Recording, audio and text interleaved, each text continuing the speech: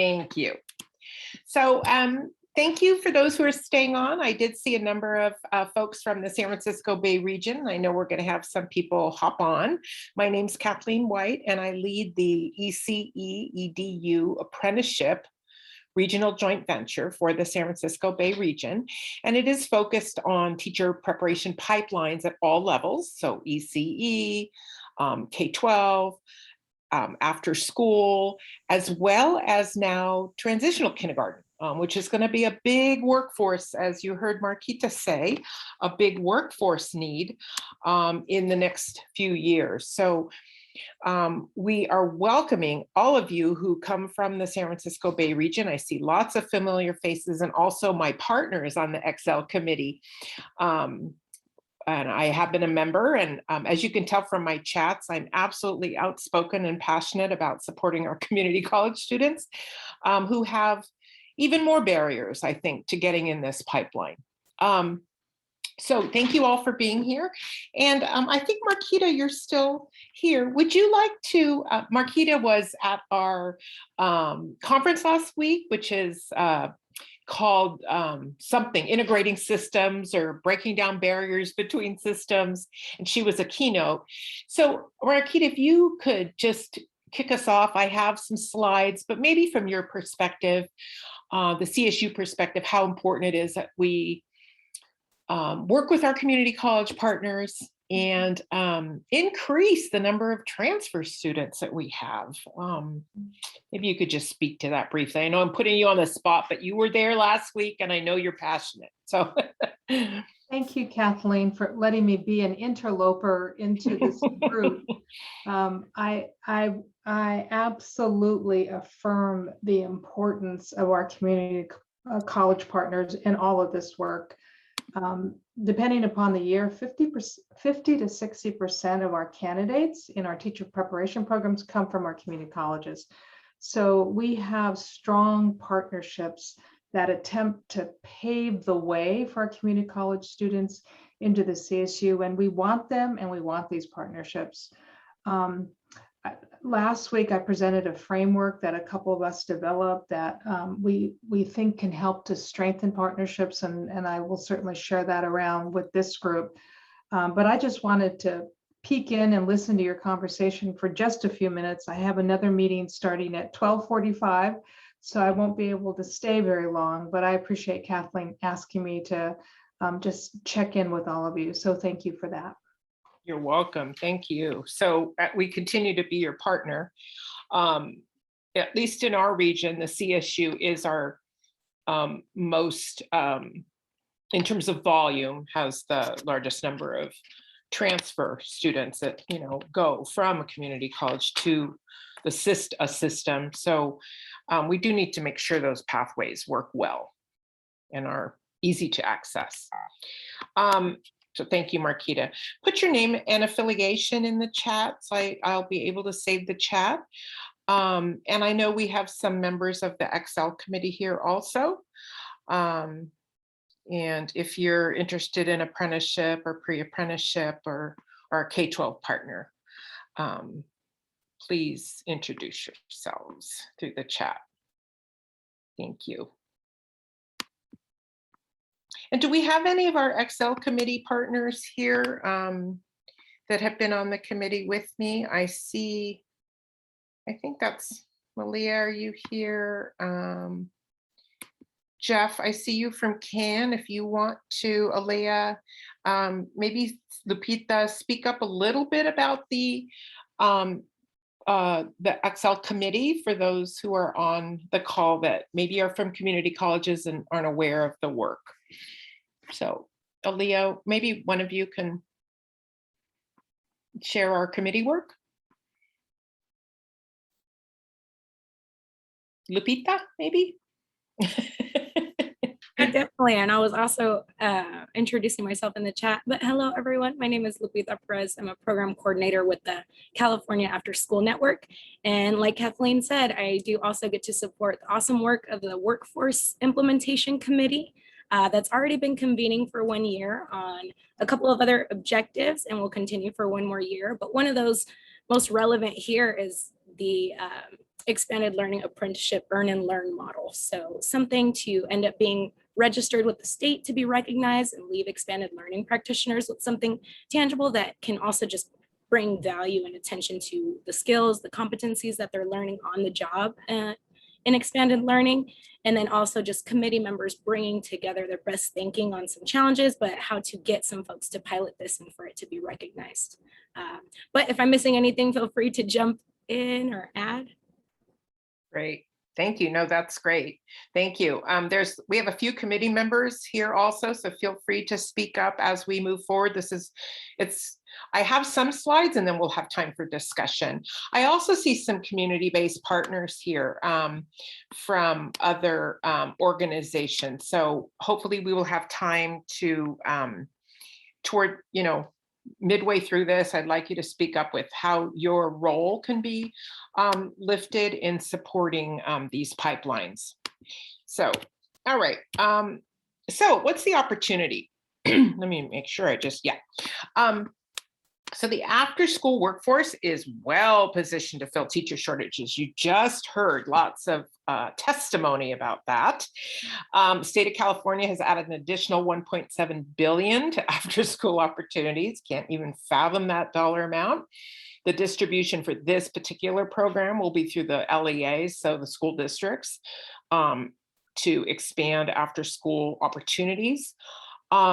How do we and then Marquita from the CSU system mentioned a number of CSU program expansions and opportunities that will be available. So also this morning we heard about national teacher residencies programs. We heard about Fresno. We heard about pipeline programs. And I think the thing that I was endlessly chatting, so I'm sorry, but the thing that it keeps bringing home to me is my experience with our community college students, that once they get to a transfer institution, and most certainly once they get to a credential program, they really have the skills they need to succeed, and they need support, but it's a different type of support. I think what I see with our community college students is that they're still developing skills, that they really need to complete community college, that they really need to complete their courses, and that they need to become transfer ready, whatever, all the things that transfer ready means. So I really want to pose this question. We can talk about it in a bit.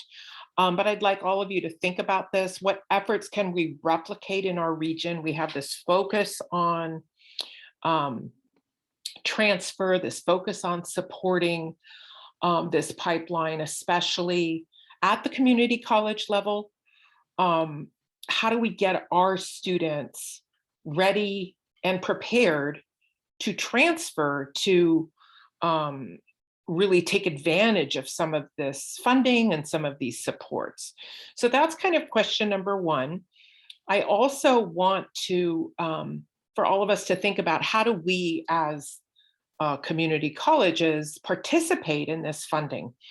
Our work is sometimes a heavy lift. And those of you who are working at the community colleges know the kinds of supports our students need to become transfer ready it's a heavy lift. So how do we participate and how do we fund this work for this workforce? And then I do want to just mention that credit for prior learning is, the new buzzword in our field. We've got the State Chancellor's Office really taking a deep dive into credit for prior learning. So what kind of credit for prior learning can the Excel workforce provide? How can we work with the skills that are being learned at a extended learning site and attach credit to that? So I think, that's kind of a up and coming issue. Also, what models can be replicated at the community college? And so our committee, and I've been on various iterations of this committee for 3 years, and I know we've got other members on this call. We've had some charges, so improving data identifying competencies and best practices for expanded learning, aligning with equity efforts and designing in the margins. How do we reach the most marginalized of the workforce? And then creating apprenticeship models. And another thing we can talk about is, can apprenticeship solve some of the needs of the community college student? Because it does provide a guided pathway, structured employment, structured courses, and can lead to becoming transfer ready. So is that, do you think that's valuable? And then where do we go next? I'm going to pause here because I would like some of the folks on the call, just feel free, we're not a huge group, so unmute, speak up. I've presented a few things. The role of community colleges, how do we lift this workforce? The role of apprenticeship. Speak up. Anyone want to join in? Hi, Kathleen. Hello. I have a question about apprenticeship models and extended learning. So the apprenticeship is supposed, if you create an apprenticeship, it's supposed to incorporate a career ladder where the students can get better jobs after they've taken classes, right? It's supposed to be able to step them up. The challenge I see with a lot of extended learning is that you don't need a lot of coursework in order to get these jobs. So how are you looking at creating this career pathway in extended learning? And can I add, I believe that was Alice, right? From Yes. Chabot College. Yes, And sorry.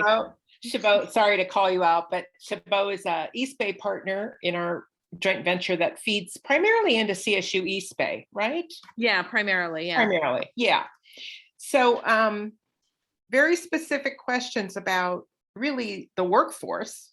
And apprenticeship has to include coursework and employment. So those of you in this workforce committee or employers, how do you see apprenticeship as helping your workforce become more focused on transfer and graduation? Kathleen, I can share just kind of to narrow in on the pathways that the committee focused on for this apprenticeship, and then I think like Malia as an employer, you jump in, right, and other employers talk about how apprenticeship benefits. But the part of the discussion amongst the committee was, what are the jobs that we're talking about, right? Is the apprenticeship intended to prepare someone that's working in the classroom directly with students to become a site coordinator? Because that's sort of the most obvious like wage bump that exists. And really what we kept asking questions about was like, are we designing at the margins? Is that really truly designing mostly at the margins and meeting the like labor market needs? And what we know is that we need frontline workers, so the people who are working part-time in the classrooms, and that even though there are low barriers to entry with these jobs, there are still barriers. And so, right, to pass the instructional aid exam or to pass the para exam, people still need support there. And so these particular apprenticeship standards that they focused on for the last 7 months or so was how to get people into these frontline jobs.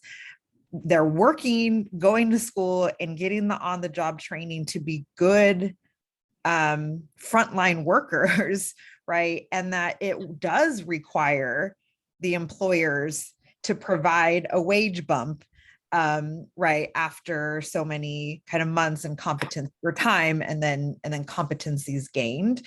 And so it's relying a lot on the employers to buy into this model, to say we're going to hire you maybe, even if you don't necessarily kind of meet the instructional aid requirements at the day of hire, but we know we're going to get you there over the next whatever, months. You're going to get a wage bump there. You're going to continue to learn.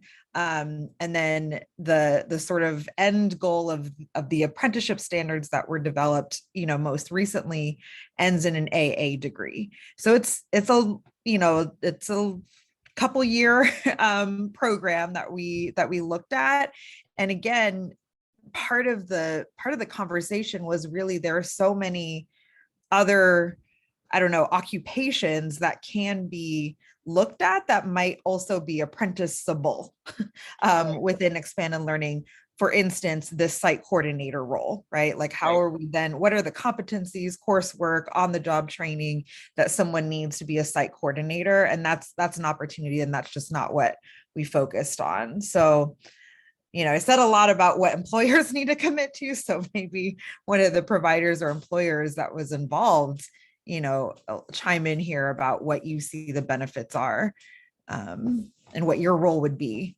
I think Mariana had her hand up. Yes, thank you.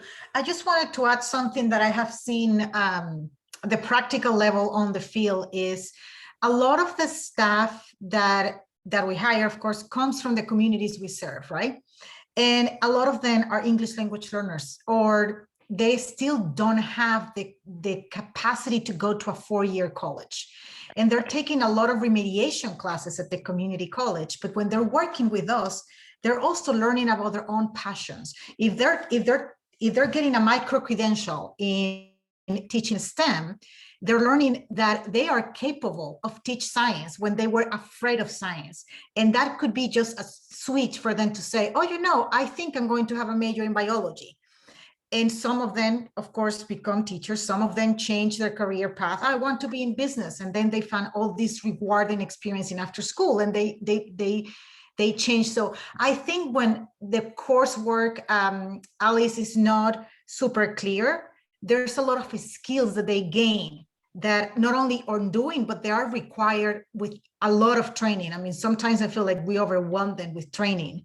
And training could look informal because it's not coming necessarily from a community college, but there are systems in place at the national level and at the state level that offer trainings that are recognized for expanded learning professionals.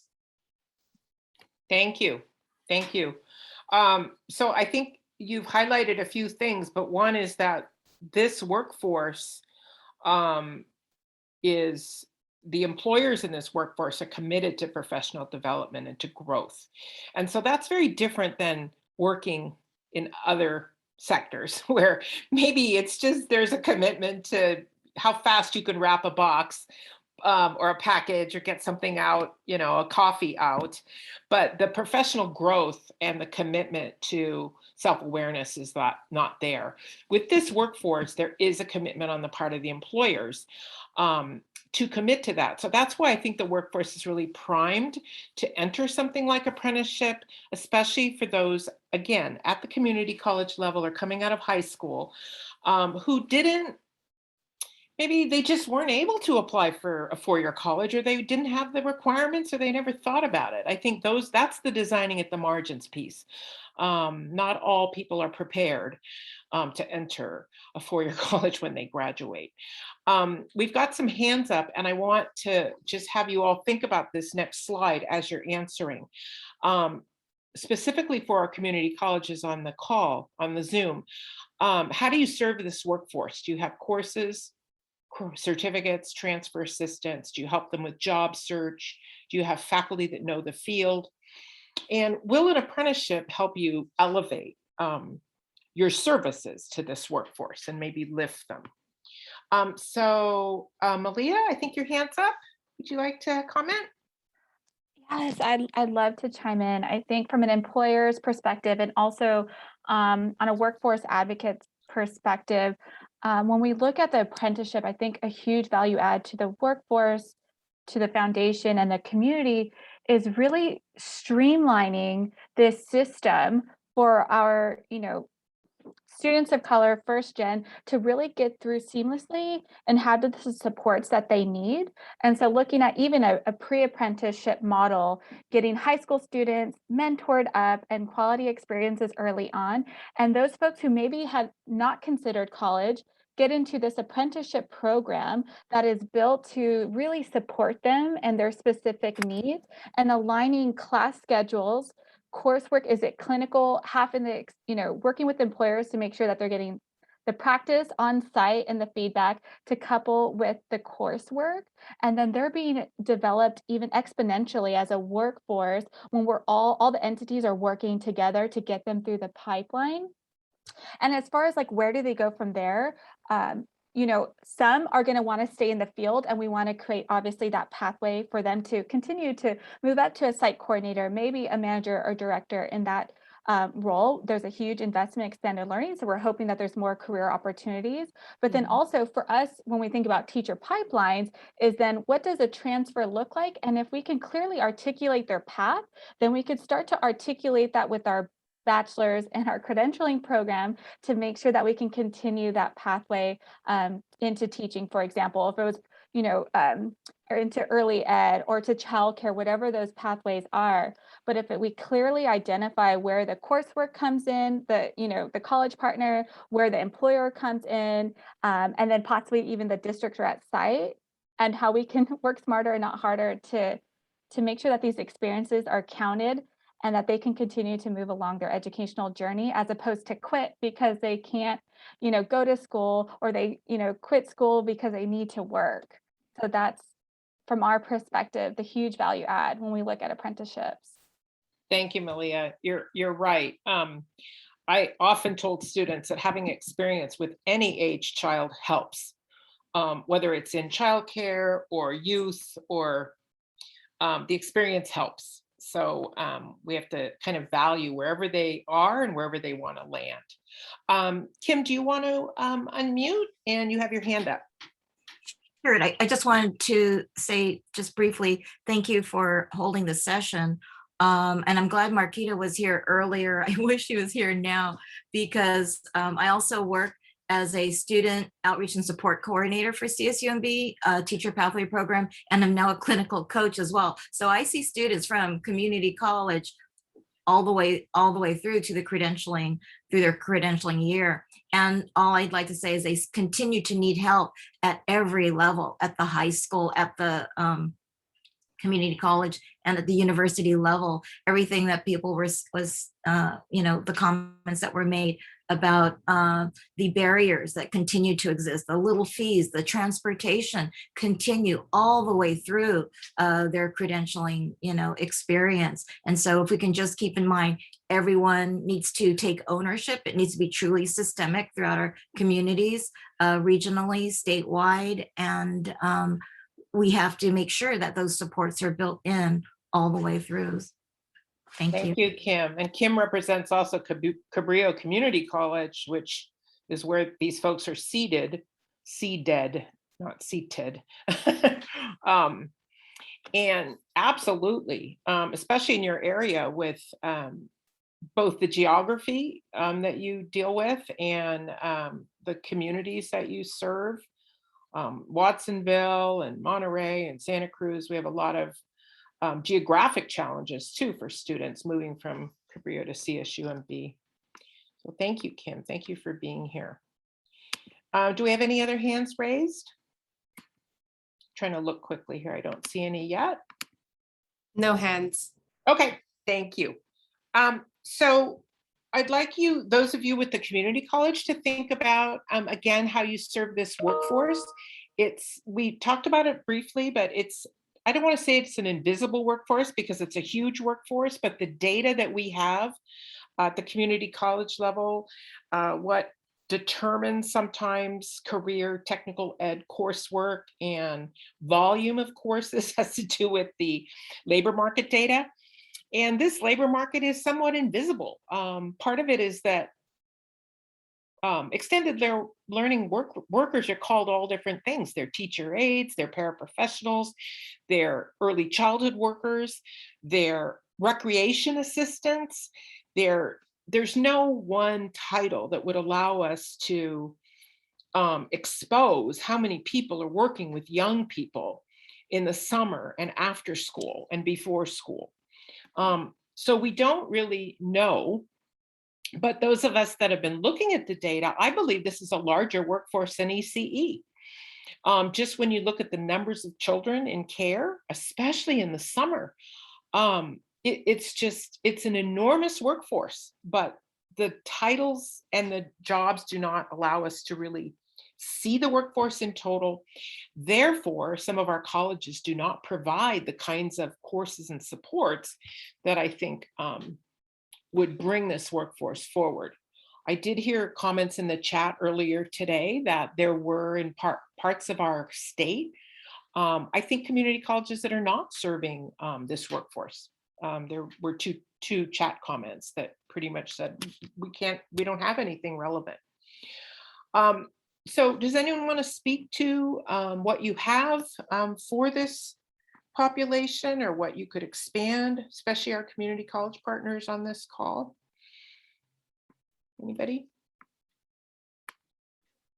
We just got an educational aid certificate approved. That's sort of I mean, coming up with a title for that certificate was really a headache, but it's got some ECD courses and some options about some other courses, but it's basically for people, you know, who are interested in working with kids, haven't made a commitment to ECD necessarily, might be interested in education, might be interested in elementary school teaching. We're also developing a non-credit sequence of 2 classes that are very introductory to sort of help people learn. Like, one of them is based on your class, Kathleen, about introduction to careers in teaching. And then another one is like introduction to working with children, like the very basics of what does it mean to talk about child development? What are milestones? What are your realistic behavior expectations? How can you guide children in behavior? That I think might be useful for people looking at working with children for the first time, who, you know, and their first question is always, oh my God, how do I keep them from, how do I make them behave? Right. You know, It's always discipline. Yeah. So anyway, that we're working on that, and hopefully that'll get approved, and that'll be a kind of a non-credit free, easy entry point, we're hoping. Great, Alice. I'm glad that was approved at Chabot. Thank you. Some of us do have school age certificates, or, you know, that kind of thing, but I do notice that a number of us don't. We're either focused on the K-12 or the ECE, and this kind of bridges both. And some of our courses, like child development, I mean, it helps with anyone working with young people. I also want to lift this hidden population that's doing after school care. Many folks think it's limited to larger organizations or school-based programs, but family childcare within the state provides a lot of after-school care.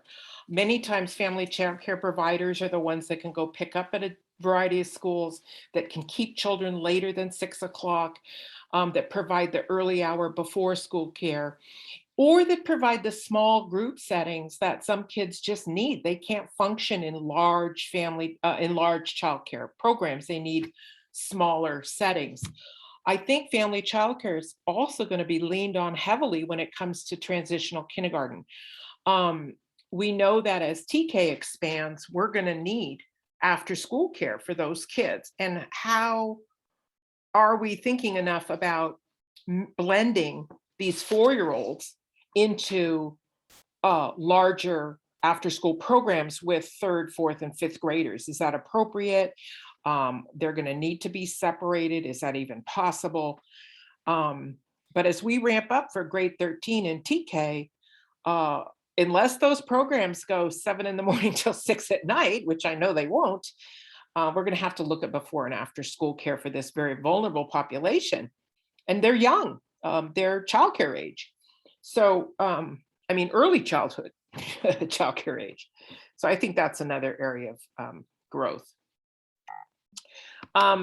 Kathleen, just to say a great stuff being mentioned in the chat. And again, just to say, I mean, I think if there are community colleges with school age certificates or expanded learning certificates, that's another like really tangible opportunity to find your expanded learning partners. Because again, whether, you know, a lot can happen. Again, is it bringing in guest speakers? Is it ensuring that, you know, when you're talking about careers, you're mentioning the jobs that are being that are open right now, you know, in expanded learning. Also, because again, employers need to know and figure out how to incentivize earning these certificates, right? So students are enrolled and earning these certificates. They should also be recognized somehow, right, in their work as they kind of meet them or achieve them. And then just to point out again, there's really interesting stuff going on in the chat. Again, maybe some emerging credit for prior learning that could help to serve as a model for everyone in this field interested in looking at that. So yeah, just wanted to raise up that certificate. Thank you, Aaliyah. Mara, you have your hand up, and Mara's from the Monterey area. Yes, hi. And my Region 5 also includes Santa Clara County. So just wanted to highlight that even though I'm with Monterey County Office of Ed, Santa Clara County has actually 60% of our publicly funded after school programs. And I'll just say from the perspective, because my colleague Kim and I already have a formed partnership at Cabrillo with CSUMB. So there's a lot of really great connections that are already happening there.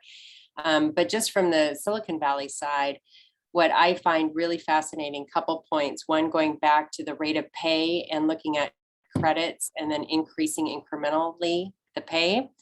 I think that's in an ideal setting. We find in San Jose, for example, the city of San Jose, which has recreation programs, their starting workforce and rate of pay is like $24 an hour.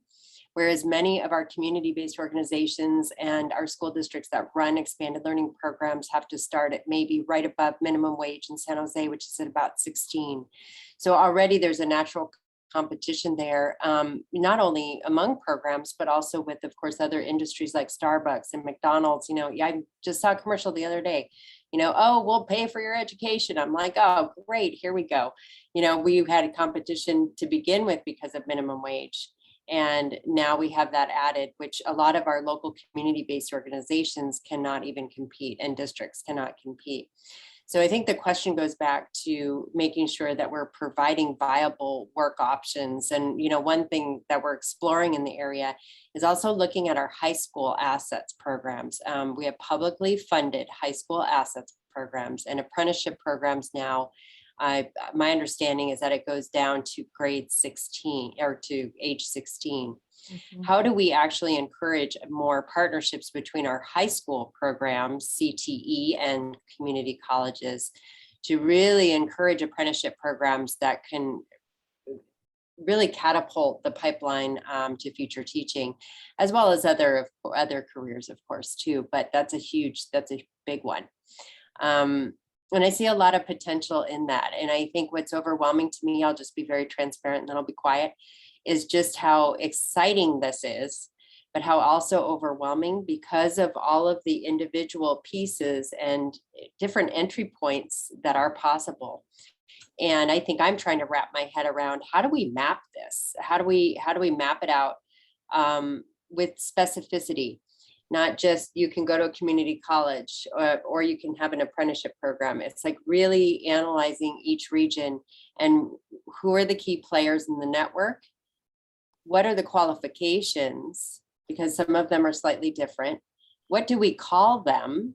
And knowing that they can be called different names, to your point, Kathleen, so that we really have a good handle on where we fit in the equation. So just happy to be here and thank you for the opportunity. Thank you, Mara. I'm happy you're here.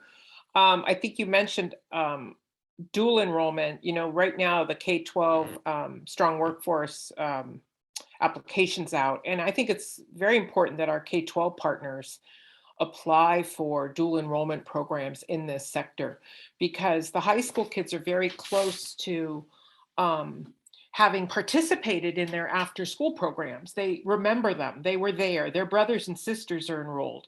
And so the closer we get to impacting the family, yeah, I went there and okay, yeah, I can go there and work, and you know, my cousin's there, I know the teachers, I can get a job there.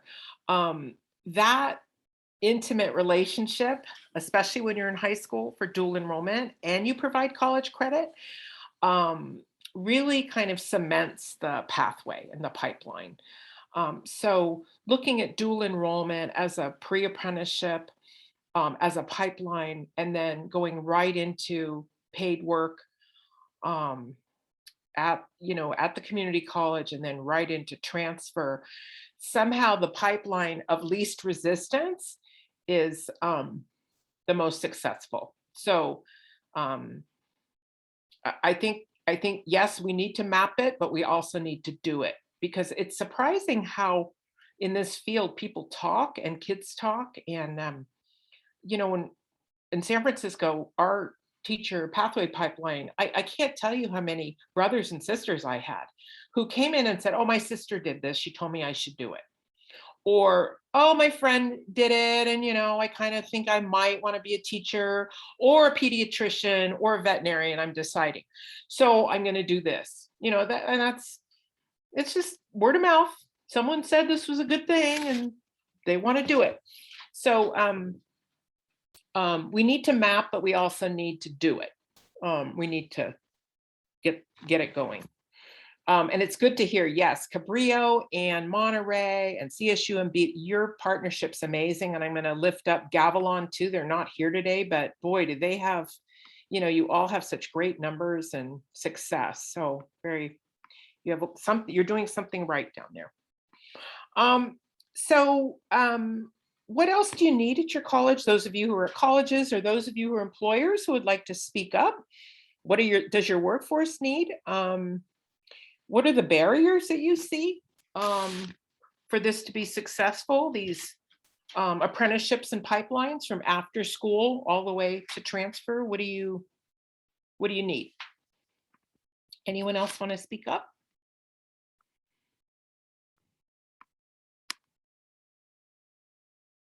Jeff.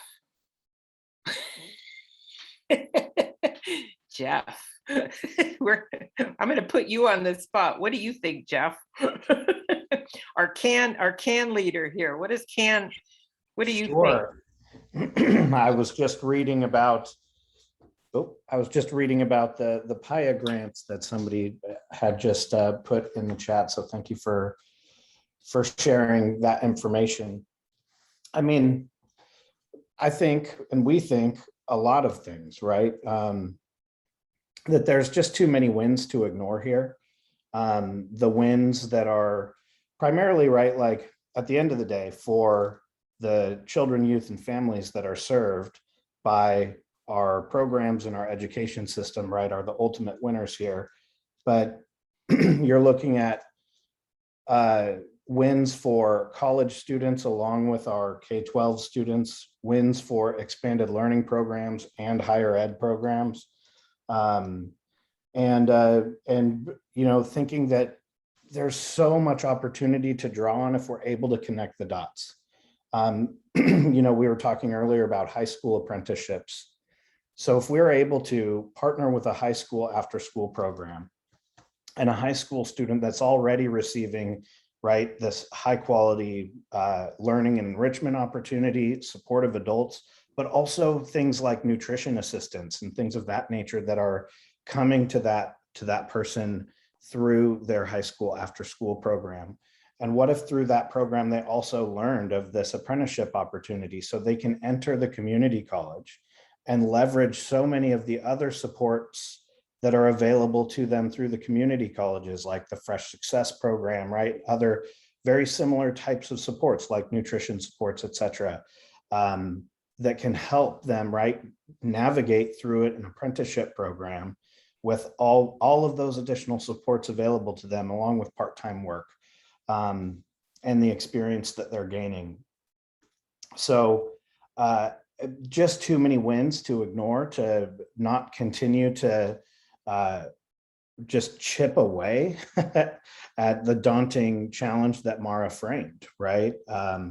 And as we've learned, significant steps have been made, and right, like what we learned in our event today, you might describe these things as sort of small wins, but I mean, it's, especially when you look at what the Teaching Fellows has been able to accomplish, what's possible here is just phenomenal. But so many more steps to take, right? How do you now build on an apprenticeship model that could be for high school through community college, right?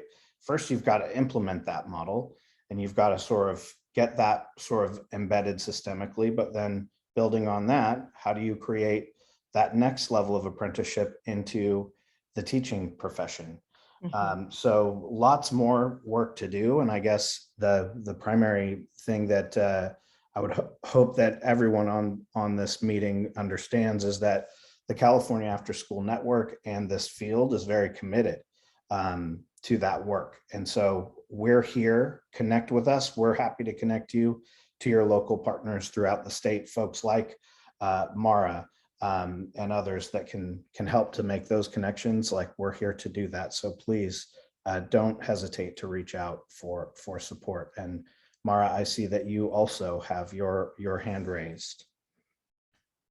Thank you, Jeff. Absolutely. So Jeff, I'm putting your email on a bulletin board. Like, I'll get one for, Highway 101, and we can say, call Jeff. If you want to develop pathways. Before, I want to give this to Mara, but I do want to say that today's presentation was very insightful and inspiring. I do want to say, from our perspective, at the community college level, the work is really to get our folks to the door to be able to participate in something like the teacher residency or Fresno's model. And I also want to point out how many people were involved in supporting that workforce. So it's not one person, there's a team that gets these folks through. And we need the same team that starts with the 16-year-old that gets them through to become transfer ready. We need that team in place to, if we're going to really expand both the workforce and the teacher pipeline. So Mara, take it away. Thank you. And thanks, Jeff, because I just wanted to highlight something you said about the connectivity and the connections and the wins that already exist. I think this is really a critical time. I think we all know it and feel it, but the political will exists now to make this happen. So Kathleen, to your point, and I'm right there, I'm so chomping at the bit to get this done. And I know that change takes time, but I really do believe now is the moment to have this actually happen and happen quickly.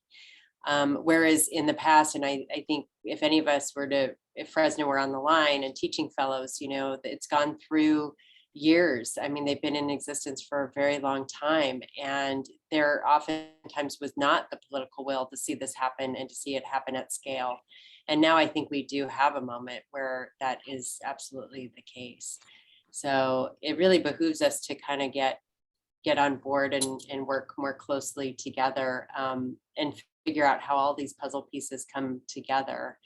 So I just wanted to share that. I don't know, I had another point, but I've lost it. It's past lunchtime, and synapses aren't fusing together quite right. But again, thanks for this, and let's do it. Thank you, Mara, and thank you again, Jeff. He's put his phone number. Is your phone number in there, Jeff, or just your email? Oh no, he's got call or text. So especially those of you on the call who want to find out who their employer partners are, can help with that, and who their representatives are. They can help with that match. So for, let's see, sorry. I don't know why I'm having all these technical issues here.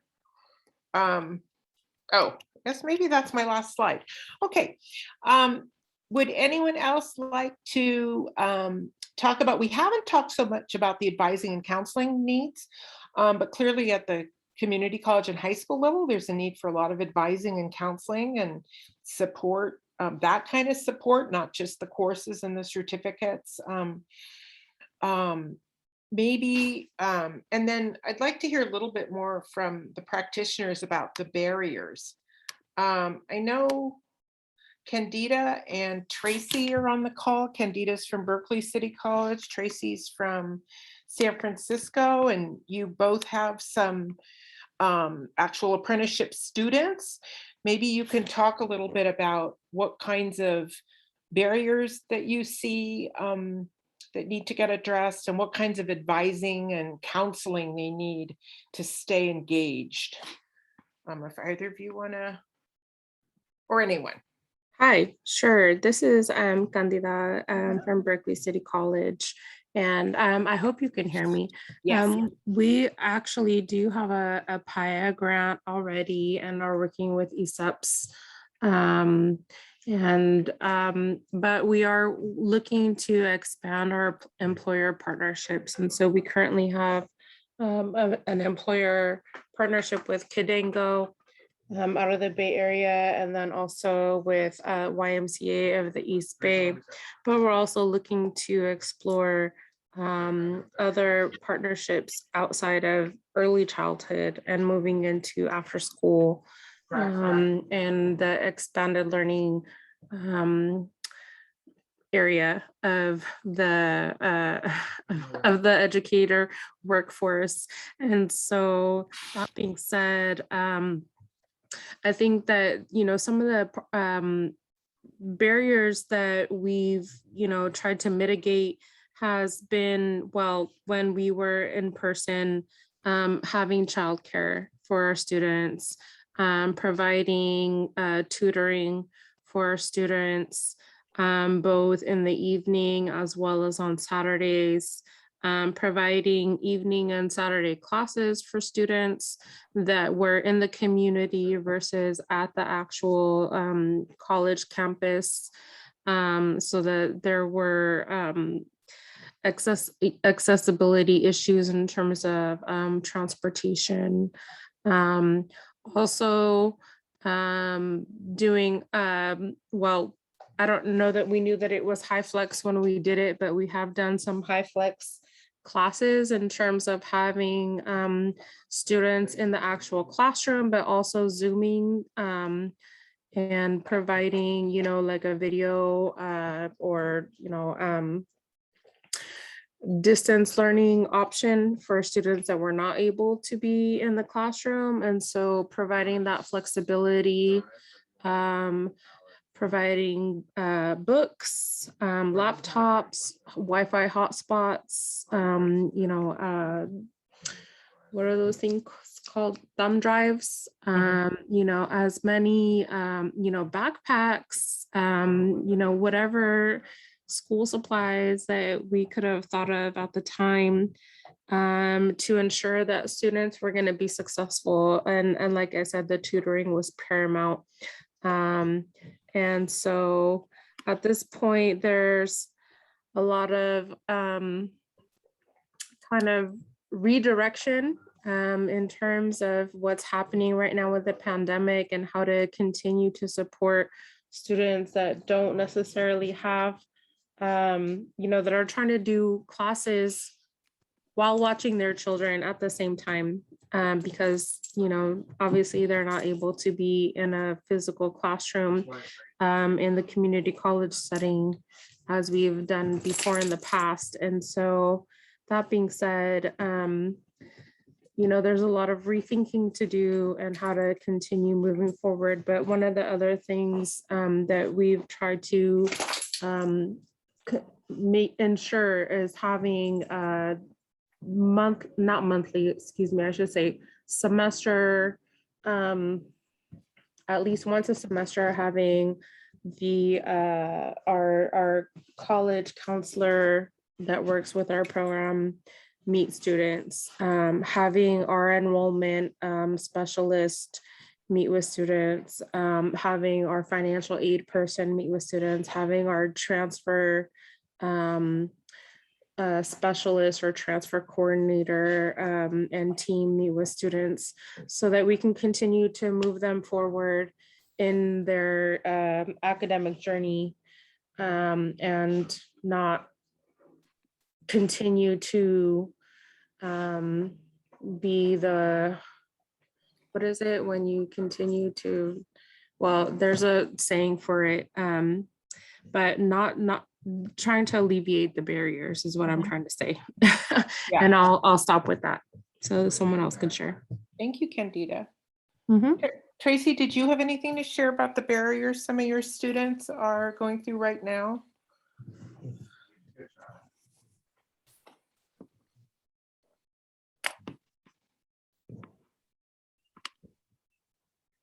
Oh, Tracy, you're muted. Sorry, we were supposed to start in 2019 and then COVID hit. So we're starting in the summer. And so, we paused it for about 10 months. And I think that has been a major challenge. The students that have been attracted to the program have not been the students the high school students who we were targeting. I haven't had that many high school students be interested, even though I've done a number of presentations, which has been, so there's some barriers there that I'm really looking at how to build those relationships. And so I think the barriers have to do with entering the workforce, because we're partnering with San Francisco Unified. And so working through the bureaucracy at City College to get what we need for students and identify a counselor and that kind of thing. And then working through the bureaucracy at San Francisco Unified just so they can get hired has been pretty tough for some of them. There's not, because of COVID, there's actually, ironically, there's not enough positions for the apprenticeship that we have, which is crazy. So we expect there to be more. So I think we're building the plane as we fly it. So as I guess to focus on the workforce, it's really helpful to hear all the pieces about, having a tablet or technology or a hotspot, so I feel that if we don't have that built into our program right now. And I think it's something we should think about. And I'm just really working on how to, kind of how to make it sound really exciting, because it is, the students, and I mentioned this in the chat, but the students that are here in the program now are really interested in the community aspect. So a lot of them are like, well, I know I need support to get in and stay in the field. So they're motivated. That's what they've articulated as their main motivation. So I don't think all students are going to be motivated by that. So I'm trying to think about what other motivations could be, like not just the moral support, but the financial supports. And Tracy, you brought up a good point around right now the apprenticeship does not have enough jobs right now. And I'd say it's a very temporary right now, because as this money comes out at all levels, as all the money comes out, the state and federal funds, we're going to go from not enough jobs to billions of jobs. And that is going to create a lot of crisis in the workforce, because the very same student that heard, oh, we're not hiring because of COVID and the schools aren't all up to, full reopening, suddenly are going to hear, oh yes, we have 100 jobs. So that's a problem that we're dealing with, that COVID has exacerbated. I do want to mention one thing that Candida said and kind of lift that her project, it really looks at how to provide childcare. And there's kind of a fallacy that young students don't need childcare, but many of if we're designing in the margins, for those in the margins, being a young parent is a marginalizing activity. And if you do not have childcare or cannot afford childcare, you can't participate in the workforce or college. So really looking at how employers are providing childcare to their workforce, how we're supporting childcare provisions for this apprenticeship model. We do have younger parents or reentry parents that would be great members of this workforce if they had childcare support. And yes, that funding's coming too, but you know what? Is it all going to be aligned? Is it all going to be coordinated? Are you going to get childcare on the very day your college class starts and your job starts? These things are disconnected. So we have only a few more minutes. Would anyone else like to join in? Members of the CAN committee, any other college folks? I do want to say that this is something that was brought up by the Fresno group, and they had a specific person, like a liaison, that supported that mentored each of their expanded learning workforce folks and being able to navigate the credentialing program. And so I think that there's something to be said about potentially having this liaison exist between, perhaps the expanded learning program, along with connecting to City College, just having this communication between all of these entities, so that this person is able to have all of these wraparound services and then be able to navigate and move forward. And so I really do think that having this additional person, or having someone that can sort of bounce from both worlds to support this this workforce would be really ideal. Great, thank you. You're right. Can I piggyback on that, Kathleen, and just ask a question? Because I think I love that idea of a liaison, and many of our after school programs actually do have an academic liaison that looks at the programming pieces, cohesion between core day, regular day. But what I found has been a big, huge barrier when I talk to CSU, for example, is, well, when they get to the practicum hours, they need to have that credentialed teacher, right, who's working side by side with them. And then my thinking started to go to, well, could that liaison role actually do a couple of purposes? Could they serve as that person, as that mentor, as that credentialed teacher professional who's actually there doing the observations, in addition to a role they may play to ensure alignment between core day and after school on a program level. You see what I mean? So it's sort of I think that's a huge point, because I heard that too, and that is critical. That's a linchpin, it seems to, but it's also certainly a barrier why after school work and after school has not been able to get any kind of credit, because there is not at that level, when you get to your credential and you're ready to do practicum hours. That's why a lot of folks unfortunately have to leave. They have to leave after school because they're at that point and their work will not get counted. Yeah, that's a good point, Mara. And I think that as this field expands, we may want to look to some models where they've actually been hiring credentialed teachers to become more involved in the after-school program planning. It's a workforce issue for many. It's a way that they can get staff, in leadership positions in their extended learning programs who are already at the school. But also what those credentialed teachers can do is mentor and provide those kinds of pre-credential experiences for the workforce. So it just takes kind of a holistic vision. And we have a lot of pieces that are not necessarily aligned, but I think, this is, as someone said, this is the time to do it. So I want to be respectful of your time. Do we have any last comments? This